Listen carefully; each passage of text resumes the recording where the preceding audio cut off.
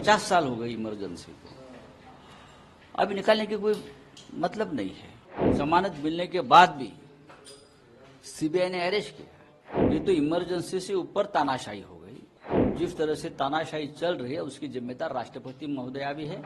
राष्ट्रपति जी ने सरकार को रोकना चाहिए। यह अध्याय है, ये खत्म नहीं करना चाहते, कोई जरूरत नहीं थी। 50 साल पुरानी जो बातें हैं, 50 साल हो गई इमरजेंसी को, अभी निकालने की कोई मतलब नहीं है। दूसरी बात यह है, 10 साल में जो तानाशाही चलाई गई उसके ऊपर आप बात कीजिए। 50 साल पहले क्या हुआ था उसके ऊपर बात करने का कोई मतलब नहीं है। उस वक्त इमरजेंसी का ऐलान हुआ, वो राष्ट्रीय सुरक्षा का मामला था, नेशनल सिक्योरिटी खतरे में थी, इसलिए इमरजेंसी को लाना पड़ा। ये सभी को मालूम है।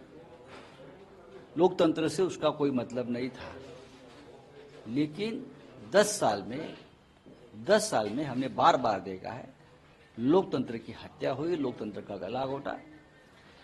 लोक नियुक्त मुख्यमंत्री को जेल में डाला गया, मंत्री जी को जेल में डाला गया बिना वजह। तो ओम बिरला जी ने उसके ऊपर भी एक अपना निवेदन देना चाहिए। सर, समाजवादी पार्टी ने डिमांड करी है कि लोकसभा में से सिंघल के रेप्लिका को हटाया जाए, कॉन्स्टिट्यूशन का रेप्लिका लगाया जाए। हम इंडिया आघाड़ी में उस पर चर्चा करेंगे। संविधान बहुत ही महत्वपूर्ण है।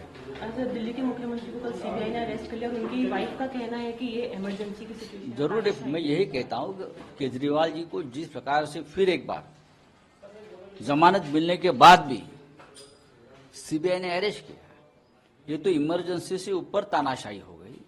और हम सब लोग संसद में इस बारे में सवाल पूछेंगे। आम आदमी पार्टी का कहना है कि आज वो राष्ट्रपति के अभिभाषण का बहिष्कार करेंगे।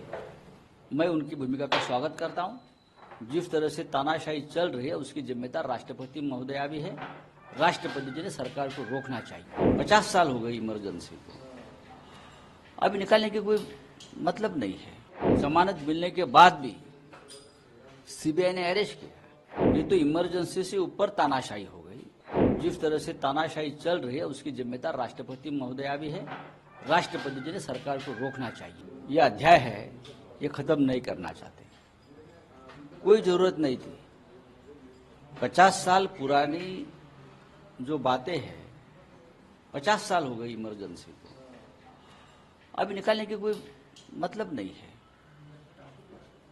दूसरी बात यह है, 10 साल में जो तानाशाही चलाई गई उसके ऊपर आप बात कीजिए। 50 साल पहले क्या हुआ था उसके ऊपर बात करने का कोई मतलब नहीं है। उस वक्त इमरजेंसी का ऐलान हुआ, वो राष्ट्रीय सुरक्षा का मामला था, नेशनल सिक्योरिटी खतरे में थी, इसलिए इमरजेंसी को लाना पड़ा। ये सभी को मालूम है। लोकतंत्र से उसका कोई मतलब नहीं था, लेकिन 10 साल में हमने बार बार देखा है, लोकतंत्र की हत्या हुई, लोकतंत्र का गला घोटा। लोक नियुक्त मुख्यमंत्री को जेल में डाला गया, मंत्री जी को जेल में डाला गया बिना वजह। तो ओम बिरला जी ने उसके ऊपर भी एक अपना निवेदन देना चाहिए। सर, समाजवादी पार्टी ने डिमांड करी है कि लोकसभा में से सिंघल के रेप्लिका को हटाया जाए, कॉन्स्टिट्यूशन का रेप्लिका लगाया जाए। हम इंडिया आघाड़ी में उस पर चर्चा करेंगे। संविधान बहुत ही महत्वपूर्ण है।